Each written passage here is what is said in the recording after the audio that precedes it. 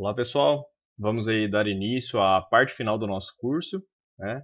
O tema final vai ser espaços vetoriais, tá? Nessa primeira videoaula eu vou estar trazendo para vocês o conceito de espaço vetorial e subespaço vetorial. E na sequência, um pouquinho sobre combinações lineares, base, dimensão e transformações lineares, tá? Mas o foco por agora é só o conceito de espaços vetoriais e subespaços, tá?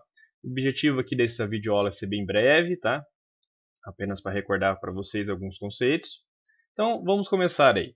Bom, o que é um espaço vetorial, pessoal? Primeiro de tudo, antes de mais nada, a gente vai ter que considerar primeiro esse K aqui, pessoal. Considere K ou os números reais ou os números complexos. Tanto faz, tá? Esse K para nós, pessoal, ele tem um nomezinho, chama de corpo, tá? Eu não vou estar entrando em detalhes, aqui existe uma definição bem geral de uma estrutura algébrica que se chama para ser denominada de corpo, né?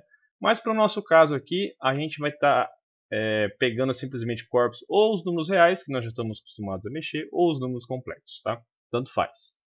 Então, um espaço vetorial sobre K, ou seja, ou sobre R ou sobre os complexos, é um conjunto de elementos com duas operações. A primeira é uma operação de soma e uma operação de produto, tá? Satisfazendo as seguintes propriedades aqui abaixo, tá? Só vou descer aqui um pouquinho. Só lembrando aqui, pessoal, duas operações, soma e multiplicação, tá? Quando eu faço assim, soma ou multiplicação, isso quer dizer que essa soma ela pode estar definida de uma forma muito diferente do que vocês estão acostumados a fazer. E o produto a mesma coisa, tá? Eu vou dar um exemplo ali embaixo, onde essa soma e esse produto elas podem mudar de figura ali, tá? Bom, quais operações tem que satisfazer? A primeira é essa A1 que está aparecendo aí para vocês, que é uma operação associativa, ou seja, você pode associar na hora de você fazer a soma. A operação 2 seria uma operação comutativa, ou seja, se você somar U com V é a mesma coisa de você somar V com 1. Só lembrando aqui, pessoal, U, V e W são todos os elementos desse conjunto V. Tá?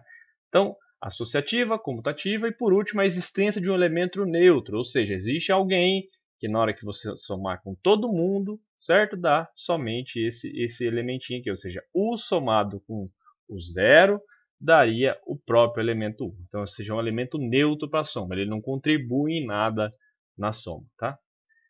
A operação A4 aqui que seria o seguinte, existe um vetor V, tá? Ou seja, para cada vetor V, para cada vetorzinho V, vai existir um único vetor que vai estar chamando de oposto de V, tá?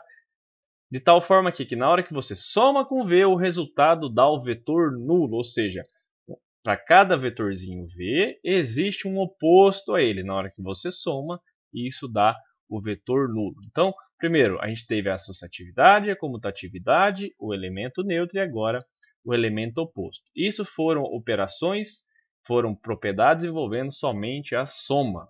Tá? Agora nós vamos para as últimas 4 operações envolvendo produto. Tá? A primeira operação que a gente tem aqui é o seguinte. Só lembrando, alfa e beta que vão aparecer aqui são números, tá? Ou seja, estão lá naquele corpo, ou os números reais ou os números complexos. Tá? Então, o que a propriedade M1 fala? Que ela distribui para a multiplicação, ou seja, alfa vezes o U mais V é alfa 1 mais alfa V. Ele obedece a uma distributiva de produto número real pela adição de vetores. E aqui também existe uma distributiva aqui desse formato. Se tiver uma soma de alfa mais beta vezes V, a alfa V mais beta V. Certo? A M3 ele está dizendo o quê? Que se eu pegar um número 1 aqui, pessoal, um número, e multiplicar por um elemento desse conjunto nosso, dá o próprio elemento. Tá? Então não muda nada.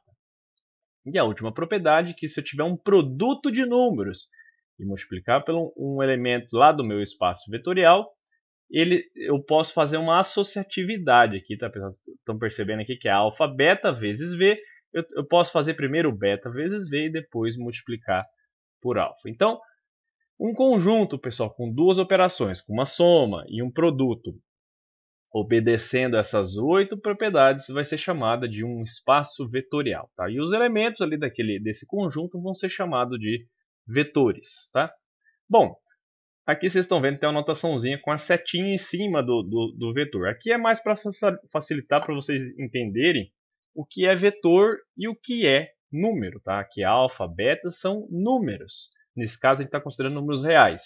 E U, V e W são vetores. Tá? Só para ver uma distinção aí. Só uma observação, pessoal. Toda vez que eu estou pensando aqui que eu estou somando vetores U mais V ou multiplicando um vetor por um escalar, estou sempre pensando que o meu conjunto é fechado para essas operações. Isso quer dizer o quê? Por exemplo, nesse primeiro caso da soma, é que se eu somar quaisquer dois elementos lá do conjunto, vai estar dentro do conjunto, ou seja, ele é fechado para a soma. Somar qualquer dois elementos lá de dentro do conjunto sempre está dentro do conjunto. A mesma coisa para a multiplicação. Se eu pegar qualquer elemento do meu conjunto V e multiplicar por qualquer valor alfa, qualquer número real aqui, essa multiplicação sempre também estará dentro do meu vetor V. Dentro do meu espaço vetorial V. Então, para a gente tratar de espaços vetoriais, a primeira coisa básica que tem que acontecer nesse conjunto, claro que ele tem que ser não vazio, obviamente, mas que ele tem que ser fechado para soma e para multiplicação por escalar. E obedecer, é claro, essas 8 propriedades que eu mostrei para vocês aqui assim. Tá? A1 até A4, M1 até M4. Bom, exemplos, pessoal, de espaços vetoriais que a gente comumente utilizou no nosso curso até agora. O primeiro exemplo que eu cito para vocês é justamente o conjunto das matrizes que a gente trabalhou na primeira parte do curso. Conjunto das matrizes com entradas reais. Tá? Estou pensando que os números lá nas minhas matrizes são números reais. Com a soma tradicional que a gente já utilizava lá no curso, soma matrizes, e a multiplicação por escalar. Se vocês verificarem, as propriedades que estão ali em cima são justamente as propriedades que eu enunciei para vocês lá no início do curso, que justamente as propriedades que cada uma dessas operações satisfazia. Então, o conjunto das matrizes com entradas reais é um espaço vetorial. Tá? Um segundo exemplo que eu cito para vocês, que a gente acabou usando muito aqui ao longo do curso, por exemplo, o espaço R2. Tá? Lembra que o espaço R2 nada mais é o conjunto aqui de pares ordenados, x e y, onde x e y eram números reais. Qual era a soma que a gente fazia lá em R2? Se eu pegar dois caras desse jeito, somar nada mais é que somar coordenada a coordenada. E a multiplicação por escalar, pessoal, nada mais é que multiplicar o escalar em cada entrada. Essas são as operações que a gente estava acostumado a fazer no espaço R2. Então, com essas operações de soma e multiplicação, o R2 é um espaço vetorial. Professor, mas o R3? O R3 também. Então, seguindo a mesma ideia aqui, aumentando aqui as coordenadas do nosso vetorzinho aqui, né? R3, R4, Rn é também um espaço vetorial real, tá? Só lembrando aqui, pessoal, que o alfa aqui ele tem que ser um número real, tá? Que ele tem que estar fechado para a soma, ou seja, na hora que eu multiplicar os elementinhos aqui, essas entradas têm que ser números reais. Perfeito? Então, o R2 é um R espaço vetorial, tá? Um espaço vetorial sobre R. Tá? Legal. Então, dois exemplos que a gente usou muito aí ao longo do curso. Bom, esse exemplo aqui, pessoal, que está aparecendo aqui para vocês, por último, você já vê os números reais, tá? Com a soma e produto. Perceba que está entre aspas.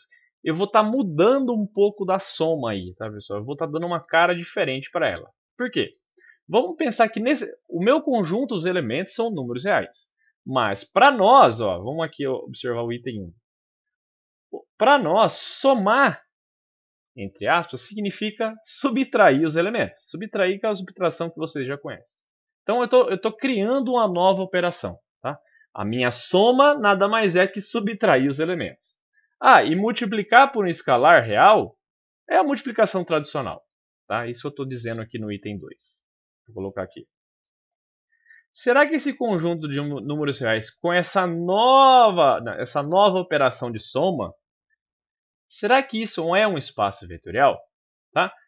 Então, de fato, pessoal, isso não vai ser um espaço vetorial. Por quê? Lembra, ali em cima, uma das propriedades que deva ser verificada é justamente a comutatividade. Eu vou voltar aqui para vocês. Comutatividade, item A2 aqui, ó. Que se você somar U com V, é a mesma coisa que você somar V com U. Então, o que eu vou fazer nesse exemplo?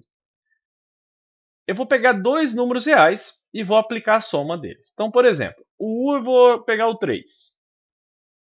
E o V eu vou pegar o 2. Tá? Se eu fizer o U mais V, com aspas aí, pessoal, então eu vou estar fazendo 3 mais o 2. Bom, isso por definição é quem, pessoal? É a subtração dos dois elementos. Vai dar 3 menos 2. Que isso é o vulgo 1. Bom, se isso fosse um espaço vetorial, essa operação teria que ser comutativa. Então, se eu somar o 3 mais 2 com essa operação, teria que ser igual ao 2 mais 3. Vamos ver quanto dá o 2 mais 3 agora. 2 mais 3. O que dá isso? Por definição, nada mais é que a subtração dos elementos nessa ordem. Então, seria 2 menos 3. Então, 2 menos 3, isso é o vulgo menos 1. Tá? Então, se vocês perceberem, esses elementos são diferentes. Isso quer dizer que a comutatividade não é verificada. Então, não satisfaz. Se eu não me engano, é a operação A2, tá? Deixa eu só verificar ali em cima. A2 é a comutatividade. Isso, A2 é a operação de comutatividade. Então, A2, então ela não satisfaz A2, logo não é o R, os números reais com essas operações, não é espaço vetorial. Tá? Ah, professor, mas se eu mudar a operação, pode ser que aconteça que eu transformar o R em espaço vetorial? Sim. Se vocês pegarem a soma usual que vocês estão acostumados a fazer, e a multiplicação usual, os números reais é um espaço vetorial real. Tá? Mas eu troquei a operação de soma. Tá? Eu mudei ela. Então, nesse caso, com essa nova operação, os números reais não é um espaço vetorial. Perfeito? Então, tenha isso em mente, pessoal, que na hora que eu falo de soma e multiplicação, pode ser uma soma muito maluca ou uma multiplicação muito maluca. Tá? E isso, dependendo da cara dessa soma e dessa multiplicação, pode ser que aconteça que alguma daquelas propriedades acima não seja verificada. Então, se uma delas não for verificada, significa o quê? Que o meu conjunto já não é espaço vetorial. Perfeito? Vamos continuar aí. Propriedades que a gente vai usar bastante, que é o quê? Você já vê aqui, pessoal, a gente está sempre tratando um espaço vetorial. Tá? Propriedade 1. Aqui vamos ter que tomar um cuidadinho aqui. Que se eu pegar um número, que é o 0, e multiplicar por um vetor, um elemento do meu espaço vetorial, ele vai dar quem? O vetor nulo, tá, pessoal? Aqui a gente tem que tomar cuidado, porque sempre que eu multiplico um número por um vetor, isso dá um vetor, tá? Só lembrando aqui que U é um cara de V, tá? Então isso aqui, número vezes um vetor, vai dar um vetor, que é o vetor nulo, tá? Só para talvez para facilitar, ó. Então isso dá o vetor nulo. Se eu multiplicar um número, só lembrando que alfa é um cara lá do meu corpo, que nesse caso eu estou convencionando como os números reais. E multiplicar pelo vetor nulo, isso vai dar meu vetor nulo. Tá? Agora, se eu tiver um produto de um número vezes um vetor, e isso está me dando o vetor nulo, significa que ou o escalar é zero, ou o meu U é o vetor nulo. Perfeito? Pessoal, estou colocando essas setinhas em cima só para facilitar a explicação, tá? Mas tentem sempre observar que na hora que eu multiplicar um número por um vetor, o resultado tem que dar um vetor. Bom, se eu pegar agora nesse caso do item 4, pegar o menos 1, que é um número, e multiplicar por um vetor, isso me dá o vetor oposto, pessoal. Então, multiplicar o menos 1 por um vetor, isso me dá o vetor oposto. Então, basicamente, o que a gente estava fazendo lá em geometria analítica era o quê? Se eu multiplicasse por menos 1 meu vetor, eu invertia a setinha dele. Então, é basicamente isso que está acontecendo. O item 5, uma propriedade interessante também, que sempre o vetor oposto e o nulo são únicos. Tá? Ou seja, existe um único vetor nulo e para cada vetor existe um único oposto. Tá? Então, isso que a propriedade 5 está querendo dizer. Então, Feito isso, vamos aí ao conceito final aí da aula de hoje, que é a definição de subespaço vetorial. Então, para nós, pessoal, pegue um conjunto W, que ele está contido dentro de um espaço vetorial V. O W eu não sei se é espaço vetorial ou não, mas o V eu sei que é. Então, pega um subconjunto não vazio, tá, pessoal? Tá? Só lembre isso aí. Não vazio, isso é importantíssimo, não pode ser vazio. Um subconjunto dentro de um espaço vetorial V. Então, esse W, pessoal, ele é dito um subespaço vetorial, certo? Ou seja, o W é dito um subespaço vetorial se, com as mesmas operações de V, ele também é um espaço vetorial. Ou seja, eu tenho o V, eu tenho o W dentro de V, então esse W vai ser subespaço vetorial se eu pegar as mesmas operações do conjunto maior que é V, certo? E verificar todas as propriedades nos elementos de W, todas aquelas 8 propriedades lá em cima. Se todas aquelas 8 propriedades forem verificadas, o W agora vai ser chamado um subespaço vetorial de V. Em outras palavras, pessoal, eu tenho o meu V, o W ali dentro, tá? Então, se o W for um espaço vetorial também, dentro de V, ele é chamado de um subespaço vetorial, ou seja, é um subconjunto que é também um espaço vetorial. Ah, professor, mas então se eu tenho um conjunto V, né? Eu tenho um conjunto V e pego um W ali dentro, eu vou precisar verificar as 8 propriedades para o W para verificar se ele é um subespaço, um espaço vetorial.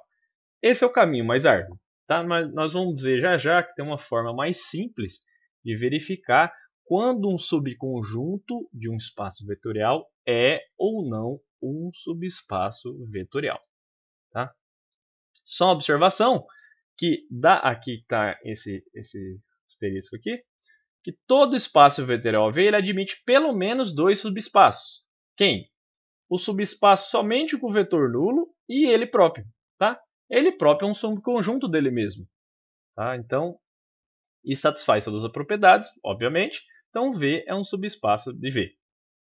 E o zero também, pessoal, porque se eu somar o zero, somar zero com zero, ou multiplicar por escalar, sempre vai dar o vetor nulo. Então, todas as propriedades lá de A1 até lá o M4, todas são verificadas. Então, trivialmente, sempre o conjunto formado apenas pelo vetor nulo e o próprio conjunto são subespaços que a gente chama de subespaços triviais, tá? do espaço vetorial V. Então, nesse sentido, vem um teorema aqui que facilita muito a nossa vida, ou seja, quando eu pegar um subconjunto de um espaço vetorial, certo? Como que eu posso verificar que ele é ou não um subespaço, tá? Então, esse teorema ele fala isso para nós. Ó. Seja W um subconjunto, ó, pessoal, não esqueçam disso, não vazio, tá? Ele é sempre um subconjunto não vazio de um K espaço vetorial V. Então, ou seja, um espaço vetorial sobre K. Esse K, pessoal, só lembrando, é um corpo que pode ser os números reais ou os números complexos. Então, esse teorema diz o quê? O W ele é subespaço de V se e somente se essas duas propriedades são satisfeitas. Quais? Essas duas aqui. O que aí fala? Opa, para verificar que W é subespaço, eu preciso verificar somente o quê? Se eu pegar 2 elementos de W e somar, tem que dar um elemento de W, certo? E o último, se eu pegar um escalar, ou seja, um número real ou complexo, e um número, ou desculpe, um vetor V1 que está em W, se eu fizer o produto, tem que estar também dentro de W. Em outras palavras, esse teorema nos diz o quê? Para você verificar se um subconjunto não vazio de um espaço vetorial é um subespaço vetorial, basicamente você tem que verificar o item I, que ele fala que ele é fechado para soma, e o item 2i, que ele fala que ele é fechado para a multiplicação por escalar. Então aí simplifica muito, a gente não precisa verificar todas aquelas 8 propriedades, a gente só precisa verificar essas duas aqui, se ele é fechado para soma e multiplicação por escalar. Bom, vamos fazer um exemplo aí, pessoal. Como que eu verifico, como que eu uso esses caras em cima, para esse teorema aqui de cima, para mostrar que nesse caso, esse conjunto X, 2x com o x no número real, é um subespaço vetorial de R2. Como que eu faço isso? A primeira coisa, tem que observar o teorema. Seja W um subconjunto não vazio. Bom, essa é a primeira coisa que eu tenho que ver. Será que esse conjunto é não vazio? Ou seja, tem alguém dentro dele? Ou seja, existe um vetorzinho, ou seja, existe um par ordenado com essa cara para algum número real? Existe, né, pessoal? Se você pegar x igual a zero, ó, S ele é diferente de vazio. Por quê? Se vocês observarem, o 0, 0 ele está em S. Por que ele está em S? A primeira coordenada, desculpa pessoal, qual é a lei que obedece aqui em S? Ele significa o seguinte: a segunda coordenada nada mais é que o dobro da primeira. Que é isso que ele está dizendo aqui, que é x e 2x. Então a segunda coordenada, o valor dela nada mais é que o dobro da primeira. Mas o 0, 0 está lá? Por quê? Porque a segunda coordenada nada mais é que o dobro da primeira, ou seja, 0 e 2 vezes 0, que é o próprio 0. Então, esse conjunto é não vazio, pois pelo menos o 0, 0 está lá. Tem alguém mais? Tem. Por exemplo, quem? Tem mais gente aqui, pessoal. Ó. O 1, 2. É um cara que está... Opa! É um cara que está em S. Por quê? A segunda coordenada nada mais é que o dobro da primeira. Então tem vários aqui, pessoal. Se você tomar o 2, 4 e assim por diante, se pegar um número e multiplicar ele por 2, são todos elementos de S. Então,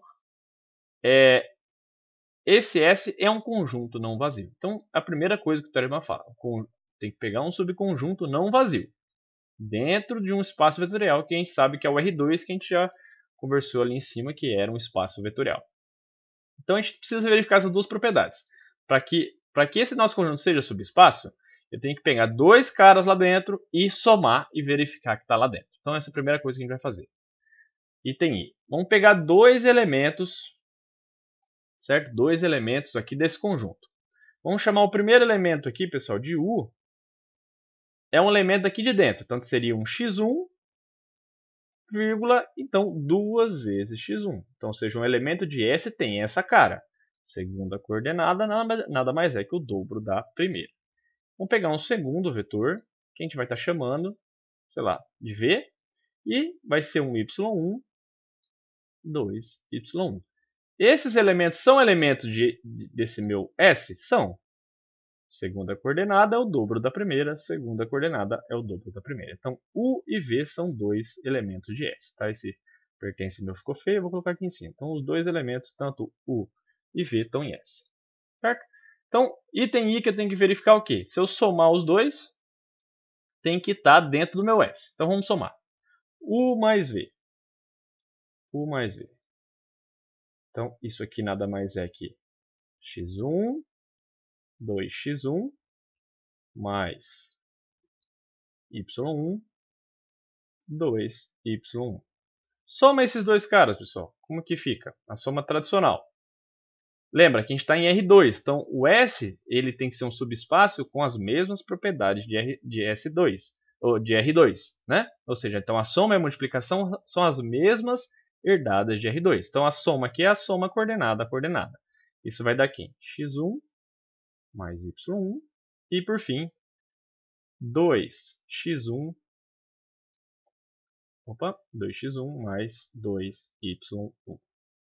Certo? Vamos só dar uma ajeitadinha nesse vetor, pessoal, só para ficar um pouco mais fácil para vocês enxergarem. Então isso vai dar x1 mais y1 e por fim vou colocar o 2 em evidência. 2 vezes x1 mais y1. Pergunta, esse cara é um elemento de S? Ou seja, para ser um elemento de S, a segunda coordenada, a segunda coordenada é o dobro da primeira? Sim, né? Porque você tem duas vezes esse elemento, que é ele próprio aqui. Então, esse cara é um elemento de S. Deixa eu só verificar se na minha tela está... não está cabendo aqui, né, pessoal? Então, deixa eu só apagar aqui. Deixa eu só... Talvez apagar não, vou diminuir aqui um pouquinho a tela. Vamos ver se vocês conseguem enxergar. Mais um pouquinho. Ainda não. Acho que vocês vão conseguir enxergar já já. Isso, então tá aí. Acabou, eu expliquei sem estar aparecendo na tela. Então, o que eu fiz aqui basicamente? Eu somei coordenada a coordenada, né? Então vai dar x1, y1, 2, e coloquei o 2 em evidência, 2x1 mais y1.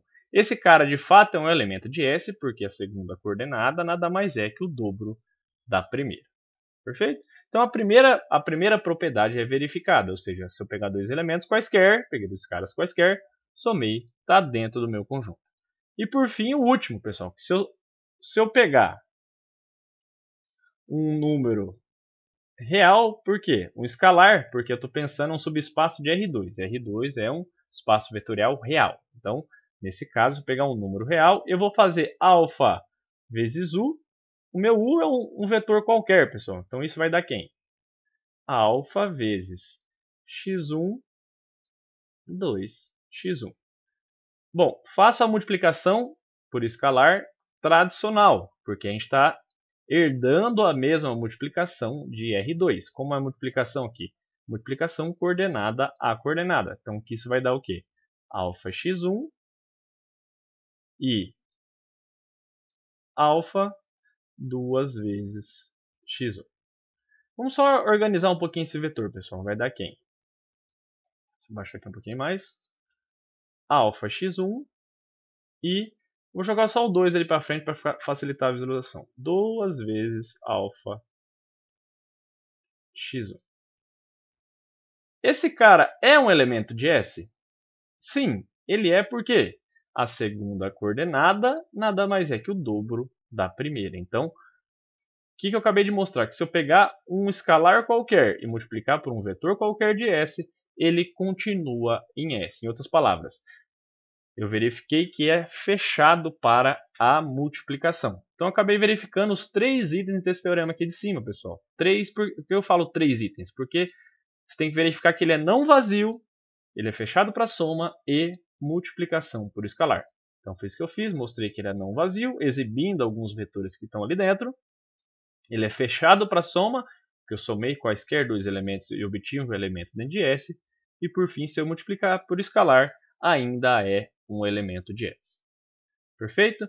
Então, esse foi uma breve videoaula, pessoal, só a respeito do tema de espaço vetorial e subespaço. Então, eu pretendo fazer mais aí uma ou duas videoaulas a respeito dos demais temas. Perfeito? Então, qualquer coisa, estamos à disposição. Um abraço a todos.